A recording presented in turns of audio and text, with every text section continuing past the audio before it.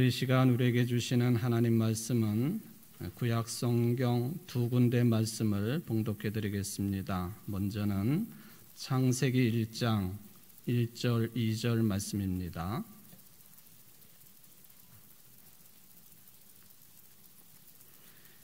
태초에 하나님이 천지를 창조하시니라. 땅이 혼돈하고 공허하며 흑암이 깊음 위에 있고 하나님의 영은 수면 위에 운행하시니라. 아멘. 두 번째 말씀은 욥기 38장 1절부터 7절까지 말씀을 봉독해 드리겠습니다. 그때 여호와께서 폭풍우 가운데에서 욥에게 말씀하여 이르시되 무지한 말로 생각을 어둡게 하는 자가 누구냐? 너는 대장부처럼 허리를 묶고 내가 네게 묻는 것을 대답할지니라. 내가 땅에 기초를 놓을 때에 네가 어디 있었느냐?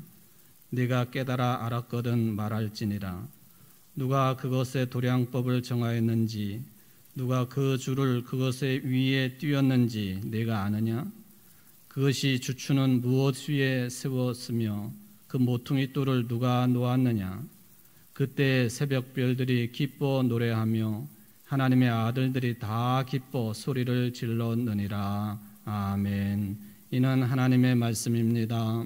하나님께 감사합니다.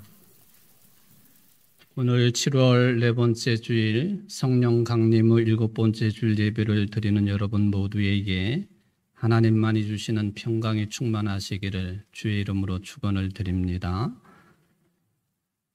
여러분 가운데에는 제가 이렇게 살펴보니까 그런 분들이 계시지 않은 것 같은데 우리 주변에 보면 억울해 못 살겠다 하는 사람들이 굉장히 많습니다.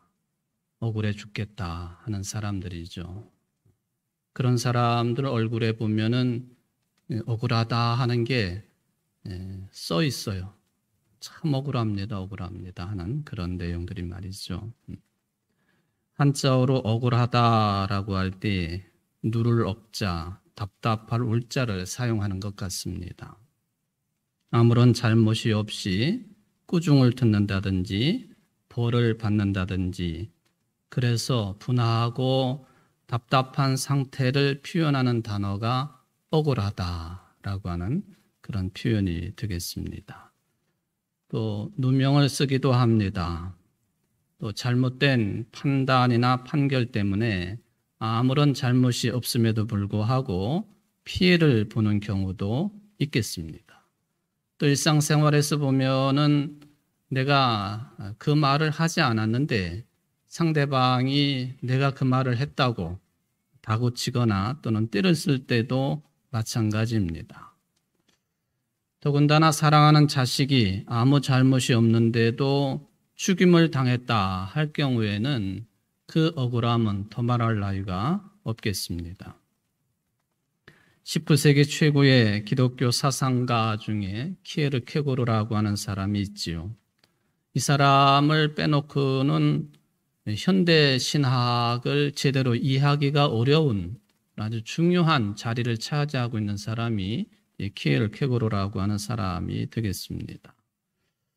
이분이 우리 인간의 성숙의 단계를 세 단계로 나누어서 직접적으로 그런 표현을 한 것은 아니지만은 같은 덴마크 출신의 사상가인 회프팅이라고 하는 사람이 키에르케고르가 이렇게 분류를 했다 하면서 정리를 해놓은 것이 있습니다. 그 첫 단계가 뭐냐 하면은 심미적인 단계라 했습니다. 그러니까 좋은 것을 쫓아다니는 그런 모습으로 살아가는 인간의 단계, 향락을 추구하고 쾌락을 추구하고 나 좋은 것에만 관심을 가지고 이것이나 저것이나 선택하며 살아가는 그런 모습을 심미적인 단계라 그렇게 표현을 했습니다. 그런데 아무리 좋은 것도 그게 시간이 흐르고 또 질리게 되면은 무료하게 되어 있습니다. 지나치게 향락을 추구하다가 보면은 반드시 피로와 권태가 따르게 되어 있다 하는 것이죠. 그래서 결국에는 실망을 하게 된다. 그래서 이렇게 실망을 하고 대부분의 사람들이 절제가 되지 아니하는 욕망 중심의 삶을 살다가 실망하고 뉘우치며 살아갈 수 있다고 한다면 그것은 두 번째 단계라 윤리적인 단계에 속한다라고 구분을 해놓았습니다. 그러니까 무엇이 악한 것이고 무엇이 선한 것인지를 구분할 줄 아는 성숙의 단계, 이게 이제 두 번째 윤리적인 단계라고 이야기를 합니다. 이 단계에 들어서면은 뭐 이것이나 저것이나 닥치는 대로 그렇게 받아들이고 수용하고 하는 것이 아니라 이것인가 저것인가 양자택일의 그런 판단력을 가질 수 있는 독립적인 생활을 할 수 있는 좀 더 성숙한 단계가 이 두 번째 윤리적인 단계라 그렇게 이야기를 했습니다. 그리고 세 번째는 제가 이제 설교의 흐름을 타면서 마지막에 그런 내용이 정리가 되겠지만은 종교적인 단계라. 하나님 앞에 모든 인간들이 단독자로 설 수 있는 그런 종교적인 단계까지 세 단계를 키에르케고르가 이야기를 했습니다. 특별히 이 두 번째 윤리적인 단계를 언급을 하면서 그래도 이 인류 역사 가운데 수많은 사람들이 있고 또 신화 속의 인물들이 있는데 이 키에르케고르는 세 사람을 꼽으면서 이 윤리적인 단계까지는 도달한 인물들이라고 선택한 세 사람 있습니다. 그 중에 한 사람이 그리스 신화에 등장하는 인물이기는 하지만 트로이 전쟁하고 관련이 있는 인물이 되겠습니다. 아가멤논이라고 하는 신화 속의 인물이지만은 실은 요즘에 이 트로이 전쟁 또는 트로이 목마 이거 실제적으로 있었다고 하는 그런 발굴이 되어지고 있기 때문에 이 아가멤논이 반드시 신화 속의 인물이라고만 말하기는 어렵게 되어 있습니다. 하여튼 이 아가멤논이라고 하는 인물, 그리고 구약 성경 사사기에 등장하고 있는 입다라고 하는 큰 일을 치른 사람이지요. 그리고 세 번째 로마의 최초의 2명밖에 없는 이 공화정의 집정관 역할을 했던 루키우스 유니우스 브루투스라고 하는 세 사람을 들었습니다. 그런데 이 아가멤논도 그렇고 입다도 그렇고 또 이 브루투스도 그렇고요. 세 사람이 각자 다른 인생의 배경을 가지고 있고 시대적인 배경을 가지고 있지만 공통점이 있어요. 그게 뭐냐 하면은 모두 자식들이 죽임을 당했다 하는 것입니다. 아가멤논도 자식이 죽었습니다. 딸을 제물로 바칠 수밖에 없었어요. 입다라고 하는 사람에 대해서는 여러분들이 성서의 인물이기 때문에 잘 아실 거예요. 암몬 사람들과 전쟁을 하러 나가면서 입다가 아주 담대하게 하나님 앞에 서원을 합니다. 내가 승전하고 돌아올 때에 내 집 문 앞에 서가지고 나를 환영하는 사람이 있으면 그 사람을 무조건 하나님 앞에 번제물로 드리겠습니다.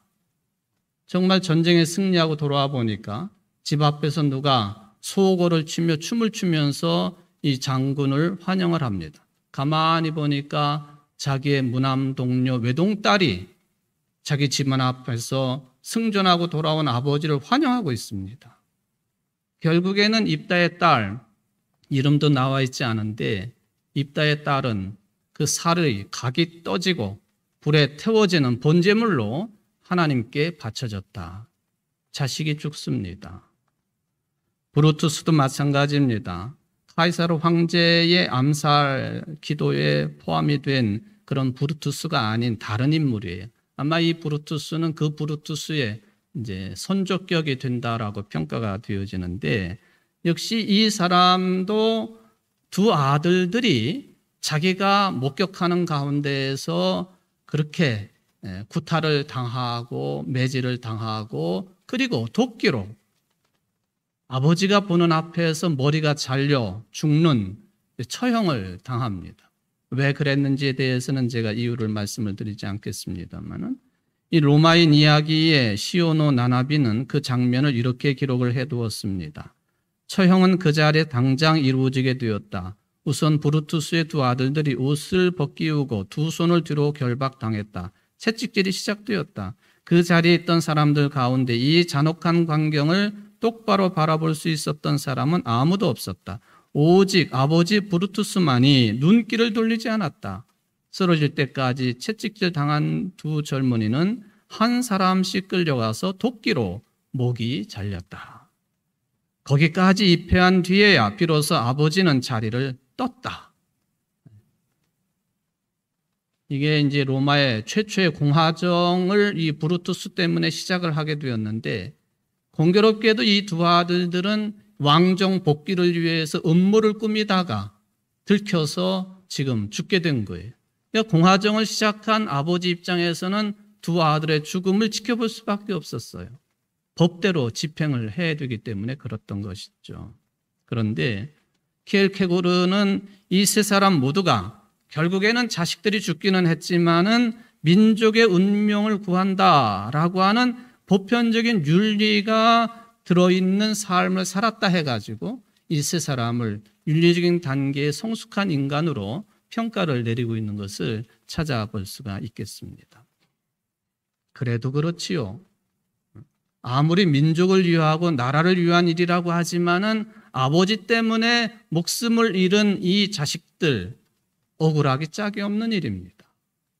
그것처럼 억울한 일이 어디 있겠습니까? 아무리 키에르케고르가 윤리적인 단계의 성숙한 인생이라고 평가를 해도 억울한 건 억울한 것이죠. 구약 성경에 보면은 억울한 일을 당한 대표적인 인물을 욥으로 꼽을 수가 있겠습니다. 요즘에 수요예배 시간에 욥기를 중심으로 말씀을 전하고 있어서 약간의 내용이 중복이 되겠지만은, 근데 여기에 나와 계신 대부분 성도들이 수요일을 안 나오시니까 그저 귀담아 들으시면 될 것 같습니다. 여러분들 욥기를 처음부터 차분하게 읽기가 쉽지가 않습니다. 욥기의 상당 부분이 소위 말하면 신학 논쟁 또는 신앙 논쟁으로 채워져 있기 때문에 그렇습니다. 어렵다는 얘기예요. 그런데 욥기의 핵심은 의외로 간단합니다. 전체가 42장으로 되어 있는데 1장과 2장과 끄트머리 42장을 읽어보면 핵심적인 얘기가 나옵니다. 믿음과 삶에서 완벽했던 욥이 뜻하지 않게 나락으로 떨어지기는 했지만은 나중에 하나님의 복을 누리게 되어서 이전보다도 2배나 더 잘 살게 되었다. 이게 우리가 보편적으로 알고 있는 욥기의 어떤 핵심적인 흐름이라고 볼 수가 있겠습니다. 그리고는 욥기 3장부터 41장까지 보면 매우 지루한 내용이에요. 요즘에 이제 욥기 18장을 공부하고 있는데 제가 설교를 해도 교인들이 들으면서 매우 지루하겠다. 똑같은 내용들이 계속 반복이 되니까 말이죠. 바로 이 이유 없이 고통을 당하는 인간, 이유 없이 재앙을 당하는 인간에 대한 내용들이 이게 계속 반복이 됩니다. 욥의 친구들이 이렇게 나타나가지고 욥을 다그칩니다. 네가 이런 재난 가운데 있는 것은 분명히 하나님 앞에 죄를 지었기 때문에 이렇게 된 것이 아니냐. 그러니까 회개해야 된다. 나중에 젊은 친구 엘리후가 나와가지고는 조금 더 세련되게 이야기를 합니다. 네가 이렇게 고난을 당하는 것은 하나님께서 너에게 주시는 연단이라. 연단이라. 그래도 죄를 회개하고 돌아서야 된다고 하는 것을 엘리후도 이야기를 하지 않습니까? 교회에서 여러분들이 자주 듣는 내용들입니다. 어떤 사람이 어려움을 당하면 저 사람이 뭔 죄를 지었기 때문에 저런 어려움을 당하지? 극도의 어려움을 당하면 더 큰 죄를 지었기 때문에 그런 것이 아닌가 하는 그런 설교를 목사들도 아주 쉽게 하지요. 성도들은 또 그런 내용들을 또 당연하게 받아들이기도 합니다. 그런데요, 욥은 이 친구들의 이런 주장을 결코 받아들이지 않았습니다. 내가 지은 죄가 없다는 것이에요. 회개할 것이 없다는 거예요. 나는 의로운 사람이라고 하는 것을 꾸준하게 강조를 합니다. 그러니까 당시에 충고를 했던 친구들이나 또 당시에 대부분의 유대인들은 욥의 이러한 태도를 받아들일 수 없었던 거예요. 죄를 지었으니까 저런 어려움을 겪는다라고 하는 신앙관이 아주 일반적인 신앙관이었기 때문에 그런 것이죠. 이해를 할 수가 없는 거예요. 혹시 우리들도 그런 신앙관을 가지고 있는지는 모르겠습니다. 심지어는 부부 중에 욥의 아내가 남편을 향해 가지고 당신 하나님을 저주하고 죽는 것이 차라리 낫겠다고 악담을 퍼부을 정도로 상태가 심각했다는 거예요. 이 욥의 부인 입장에서 보면 그럴 만도 합니다. 이 둘 사이에 10명의 자식이 있었죠. 아들 7에 딸 3, 당시로 보면 아주 균형 잡힌 자녀입니다. 아들 7명에 딸 3. 근데 졸지에 다 죽었어요. 많은 재산 다 사라졌습니다. 심지어는 욥 자신이 악성 피부병에 걸려서 격리가 됩니다. 부인이 도와주지 아니하면은 견딜 수 없는 그런 형편인데도 불구하고 부인도 떠나버렸어요. 그래도 욥은 끝까지 나는 의롭다고, 죄를 지은 일이 없다고 강변을 합니다. 주변에 사람이 남아 있을 수가 없는 것이죠. 욥기를 읽어보면은 그래서 아주 뚜렷한 2가지 사실을 확인을 하게 됩니다. 욥이 아무리 주변의 사람들이 어떤 이야기를 해도 나에게는 죄가 없다고 하는 것을 계속 발언한다는 것이에요. 2번째, 그래도 욥은 하나님을 떠나지 않는다는 것입니다. 이게 욥기를 읽으면서 모순적인 현상인데 2가지가 확인이 돼요. 나는 죄가 없습니다. 나는 그래도 절대로 하나님을 떠날 수가 없습니다. 하나님을 떠날 수가 없다면은 죄를 인정해야 되는 것이고, 자신에게 죄가 없다고 확신을 한다면 하나님을 부정해야 되는 게 우리 신앙의 논리 아닙니까? 이 모순에서 욥이 벗어나지 못해요. 하나님을 향해서 하나님은 정의롭지 않다고까지 항변을 합니다. 이럴 바에는 차라리 죽는 것이 훨씬 더 낫겠다고 항변을 합니다. 우리는 이 욥기를 읽을 때마다 이유를 알 수 없는 재앙에 떨어져 고통당하는 욥의 운명에서 하나님으로부터 버림받은 것처럼 보이는 십자가에 달리신 예수님의 운명을 미리 맛보게 됩니다. 그래서 욥기는 구약의 내용이지만은 신약의 복음서와 비교해서 읽기에 충분한 내용을 갖고 있다라고 평가가 되어집니다. 자, 이유를 알 수 없는 고난, 이유를 알 수 없는 재앙, 그리고 하나님. 그래도 하나님은 역사하시는 분이신가? 그래도 하나님은 선하신 분이신가? 그래도 하나님은 우리를 인도하시는 분이신가? 너무나도 어려운 신정론에 관한 문제입니다. 베오디시라고 하는 신정론이라고 하는 이 단어, 독일의 철학자 라이프니츠가 만들어낸 말이에요. 신을 의미하는 테오스, 정의를 뜻하는 디케.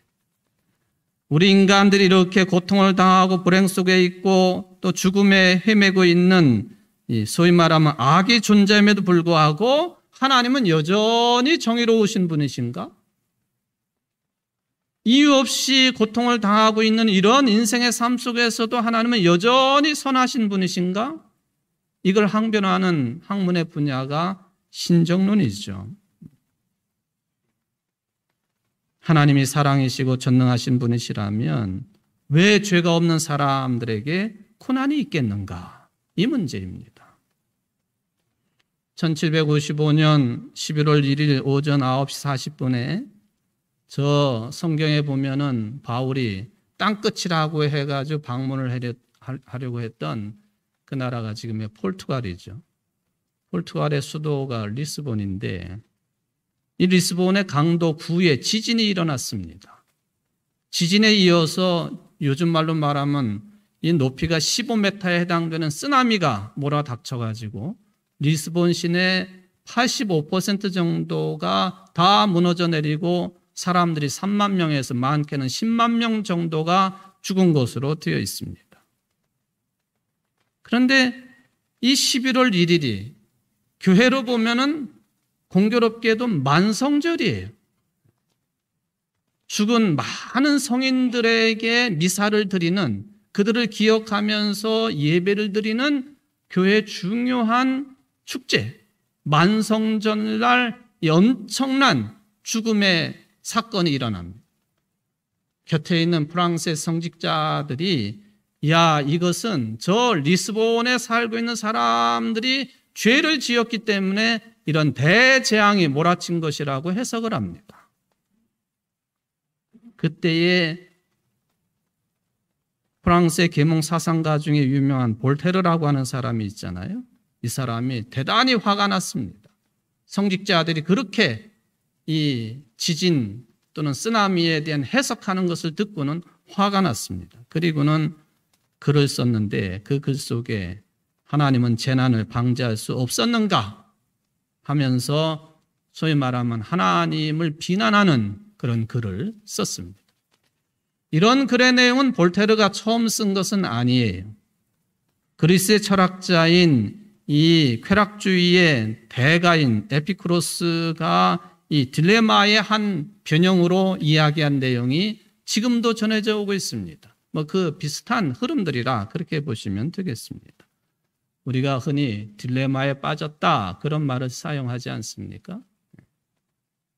그러니까 뭔가 둘 중에 하나를 선택하지 않을 수 없어요. 그런데 이쪽을 선택해도 불리하고 또 반대편을 선택을 해도 불리할 때 우리는 딜레마에 빠졌다 그렇게 표현을 합니다.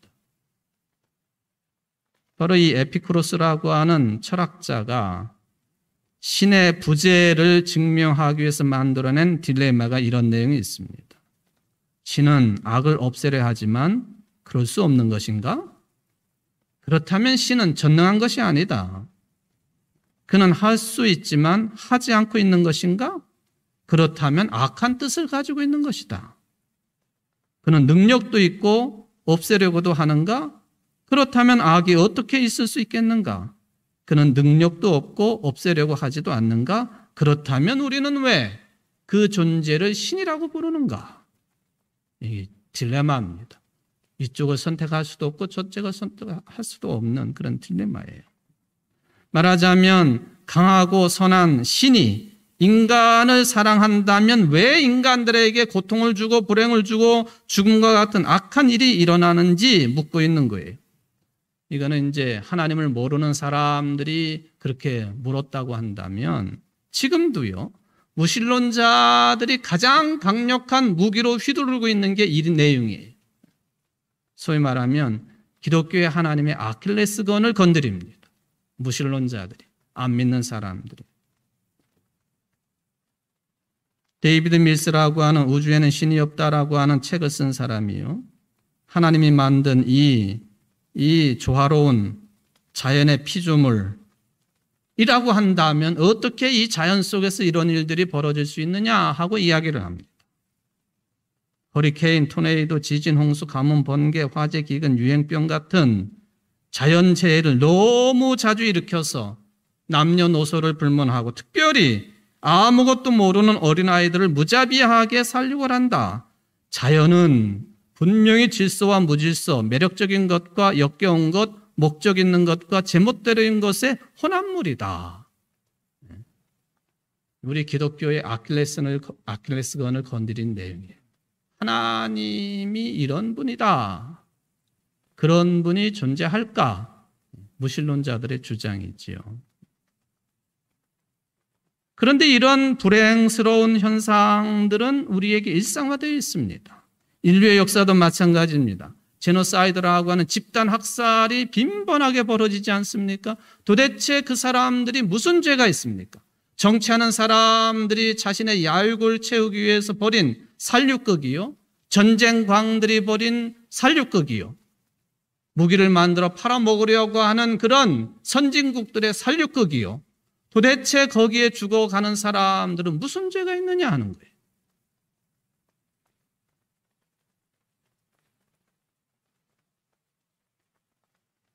욥은 친구들과 논쟁이 끝나는 부분인 30장 19절 21절에서 자신의 운명을 이렇게 토로를 합니다. 하나님이 나를 진흙 가운데 던지셨고 나를 티끌과 재 같게 하셨구나. 내가 주께 부르짖으나 주께서 대답하지 아니하시오며 내가 섰사오나 주께서 나를 돌아보지 아니하시나이다. 주께서 돌이켜 내게 잔혹하게 하시고 힘이 있는 손으로 나를 대적하시나이다. 누구든지 나의 변명을 들어다오. 나의 소명이 여기 있으니 전능자가 내게 대답하시기를 바라노라. 나를 고발하는 자가 있다면 그에게 고소장을 쓰게 하라. 무슨 말이냐 하면은 내가 이유 없이 당하는 이 환난, 어떤 논리로도 해명이 불가능하니 하나님 당신이 직접 해명하시오. 재판관이 되어서 해명해 주시오. 판단을 내려주시오. 그런 요청입니다. 이렇게 욥은 끝까지 기세등등했었습니다. 그러다가는 욥기 42장 5, 6절 끄트머리 내용이지요. 이런 고백을 합니다. 주님이 어떤 분이시라는 것을 지금까지는 제가 귀로만 들었습니다. 그러나 이제는 제가 제 눈으로 주님을 뵙습니다. 그러므로 저는 제 주장을 거두어드리고 티끌과 잿더미 위에 앉아서 회개합니다. 새번역 성경의 표현이 그렇게 되어 있습니다. 욥이 이러한 고백을 할 때까지요, 왜 죄가 없는 사람들에게 그런 극도의 재앙이 일어났는지에 대해서 하나님이 직접적으로 설명한 적이 없어요. 한 군데도 없어요. 그런데도 불구하고 욥이 불신과 불만과 불가지론과 자기 의로부터 벗어나가지고 하나님을 눈으로 보는 것처럼 확신하게 되었습니다. 이게 어떻게 가능했을까요? 그게 오늘 이제 사실은 설교의 핵심적인 내용이 되겠습니다. 바로 욥이요, 하나님의 창조의 능력을 실질적으로 깨달음을 통해서 이 고백을 할 수 있었다는 것이죠. 욥기는 바로 그 내용을 하나님의 말씀이라고 하는 방식을 빌려가지고 당시 사람들에게도 전했고 오늘날 우리들에게도 깨닫도록 인도를 합니다. 첫 마디가 오늘 본문에 있는 38장 4절입니다. 내가 땅에 기초를 놓을 때에 네가 거기에 있기라도 하였느냐? 네가 그처럼 많이 알면 내 물음에 대답해 보아라. 내가 땅에 기초를 놓을 때 내가 어디 있었느냐? 내가 깨달아 알았거든 말할지니라. 여기 이런 표현들의 가장 핵심적이고 중요한 표현은 땅의 기초라는 표현입니다. 말하자면 세상과 자연과 인간의 역사가 시작된 처음에 대한 질문이, 시원에 관한 질문이, 처음에 모든 것이 있기 시작한 그 처음에 너 어디 있었느냐? 너 그때 무엇하고 있었느냐? 그 질문이죠. 여러분, 이거는 우리의 인식 너머의 문제입니다. 우리 이성을 초월하는 초월적인 영역이에요. 땅의 기초라고 하는 말이 그런 뜻을 가지고 있습니다.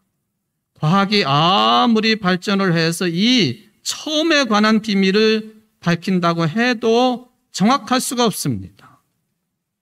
과학의 본질이라고 하는 것은 아는 게 많아질수록 알아야 될 것이 더 많아지는 것 아닙니까? 그러므로 과학으로 이 모든 것의 처음과 끝을 밝힌다고 하는 것은 성립될 수가 없습니다. 제가 과학자가 아니라 저렇게 무식한 얘기를 한다, 그렇게 말하지 마십시오. 모든 것의 처음, 누가 할 수 있겠습니까? 제가 사진을 좀 보여드리겠습니다만 2022년도에 가장 크게 볼 수 있었던 보름달, 슈퍼문, 제가 한 하루 정도 지나고, 제 기억으로는 7월 15일 날 새벽 한 당회실에서 책을 읽다가 사택에 올라갔는데 그때 한 새벽 2시 반쯤 된 것 같아요. 근데 달이 너무 크게 그냥 환하게 보여서 제 휴대폰으로 찍은 달이에요. 잘 찍었죠? 저게 흔들려가 잘 안 찍히는데 저렇게 찍었어요. 그랬더니 같은 날 그리스의 아테네의 파르테논 신전 위에 뜬 달입니다. 저건 더 크게 보여요. 더 화려하게. 얼마나 신비롭습니까? 내가 내일도 잘 모르는데 달의 문제랴. 신비로운 것이죠. 어떻게 시작되었는가? 어떤 모습으로 시작되었는가? 하나님의 일입니다. 욥처럼 따질 수 없습니다. 욥의 친구처럼 잘난 척할 수 없습니다. 처음에 관한 문제, 모든 것의 시작에 관한 문제, 신비로운 거예요. 바로 저 슈퍼문이 뜬 그날, 아마 7월 10일 정도 되겠습니다만, 미국의 항공우주국 나사에서는요, 그동안에 우리나라 돈으로 한 13억 1,400억 원을 들여가지고요, 100억 달러 정도 됩니다. 투자를 해가지고 어떤 우주 망원경을 하나 개발을 했는데, 그게 제임스 웹 우주 망원경입니다. 그리고는 이 망원경이 찍은 완전히 칼라판 우주의 사진을 공개를 했습니다. 몇 장 보실 텐데, 이게 이제 화면상이기 때문에 저거는 SMACS 0723 넘버가 이렇게 정해진, 이게 이제 저 중에 여러분들 저게 그냥 반짝반짝 빛이 난다 그렇게 생각하시지만은, 저 별에서 빛나는 그 빛이 우리가 사는 지구까지 오는데, 어떤 별은요, 저 중에 있는 어떤 별의 빛은요 130억 년이 걸려가지고 우리에게 오는 거예요. 1년, 2년이 아니에요. 130억 년. 그 신비를 누가 풀 수 있습니까? 두 번째, 남쪽 고리 성운이라고 하는 이름이 붙어 있습니다. 여기 그냥 보십시오. 제가 길게 설명은 안 하겠습니다. 저거는 지구로부터 2000광년 떨어진 곳에 있습니다. 2000광년. 빛의 속도로 2000년을 와야 된다는 거예요. 2000년. 세 번째, 스테판의 오중주라고 하는 제목이 붙어 있습니다. 아주 이게 최초로 발견된 밀집 은하군으로 주목할 만한 그런 내용이 되겠습니다. 은하들이 춤을 추고 있죠. 마지막이 용골자리 성운이라고 하는 거예요. 저 위에 푸른 색깔은 가스층이고요. 밑에 노란 색깔은 저게 전부 먼지입니다. 그런데 이게 중요한 것은 저 속에서 별들이 탄생한다는 거예요. 제가 너무 간단하게 말씀을 드렸지만은, 이거는 지구로부터 8,500광년 떨어져 있어요. 8,500년 지나야 그때 비친 빛이 우리에게 오는 거예요. 상상을 할 수 없는 거죠. 여러분, 땅의 기초가 뭘까요? 이 우주 만물, 세상과 자연의 시작에 대해서 질문해 보셨습니까? 질문해야 돼요. 질문해야 됩니다. 현재 우리가 이 지구상에는 인간이 살 수 있는 것 지구 밖에는 없지 않습니까? 유일한 행성이지요. 그런데 태양계에 속한 이 지구, 그리고 이 태양조차도 은하계에 속한 조그마한 별 중에 하나라는 것. 먼지와 같다는 것. 은하계에는 1천억 개의 별들이 모여 있다고 하는 것. 이걸 어떻게 우리가 해석하겠습니까? 욥 때도 몰랐지만은 지금도 모르는 일이에요. 여러분들 혹시 10의 500승이라고 하는 그런 이야기 들어보셨습니까? 10의 500승.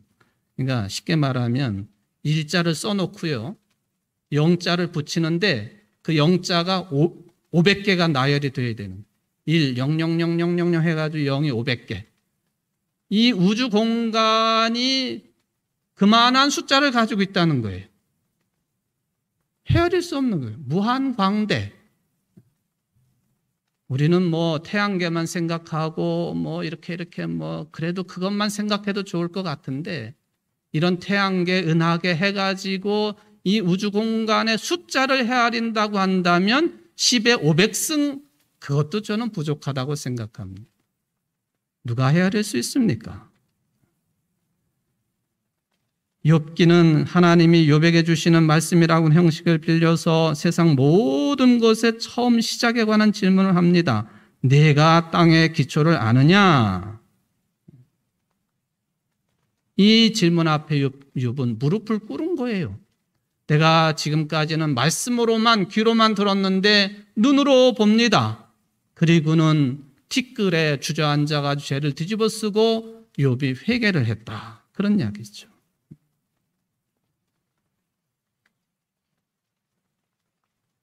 욥기가 말하는 핵심이 뭐예요?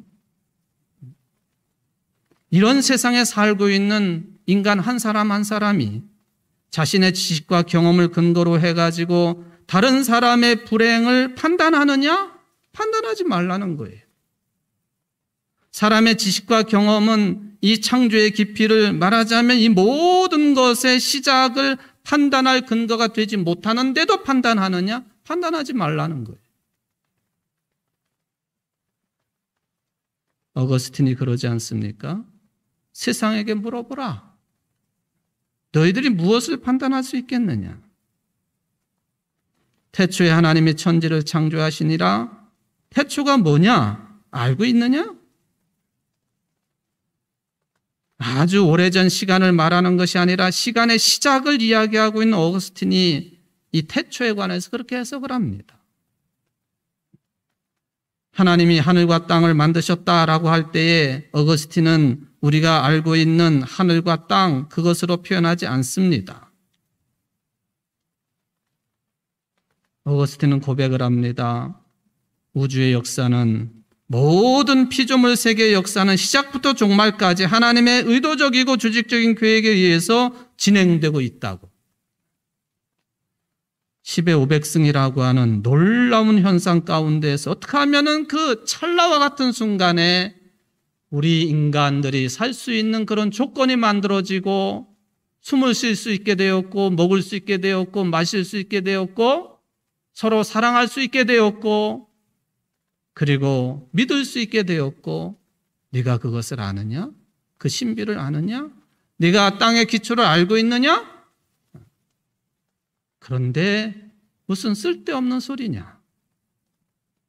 우리 주변에 들려오고 있는 수많은 말들, 이런저런 이야기들 그렇지 않습니까?